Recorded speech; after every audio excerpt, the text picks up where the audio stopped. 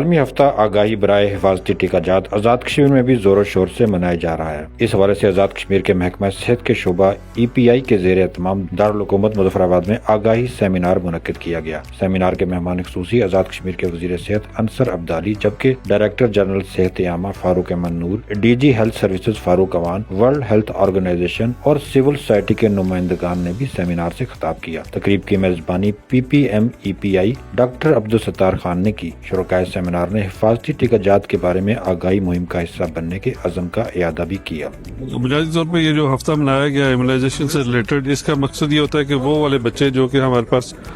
جن کی vaccination due ہوتی ہے لیکن وہ کسی وجہ سے نہیں پہنچ پاتے، تو ان کو ہم ڈیفالٹر کے طور پہ کنسیڈر کرتے ہیں۔ ڈیو ڈیفالٹر کو کور کرنے کے لیے یہ خاص ایکٹیویٹی جو ہے وہ اس کو ترتیب دیا گیا، اور اس میں ہمیں جس طرح کے بھی بچے میں جن کی جو بھی ویکسینیشن رہتی ہو، چاہے وہ BCG کی ویکسینیشن رہتی ہو یا میزلس کی رہتی ہو یا ان کے OPVs کی رہتی ہوں ڈوزز، ان سب کو ہم کور کرتے ہیں۔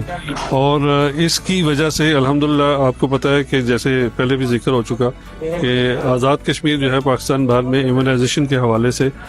ٹاپ پہ جا رہا ہے، اور اس میں ہماری کوریج جتنی بھی ہیں وہ تقریباً 90% سے ابو ہے۔ لیکن ہمارا جو آج کا کنسرن ہے وہ یہ ہے کہ ہم یہ جو 10% باقی بچے ہیں ان کو کور کریں، تاکہ ہم اسے آلموسٹ 100% میں لے کے جائیں، تاکہ ہمارا کوئی بھی بچہ ایسا نہ رہے جس کو یہ حق ہو کہ جی اسے بچایا جائے بیماریوں سے اور وہ بچ نہ سکے۔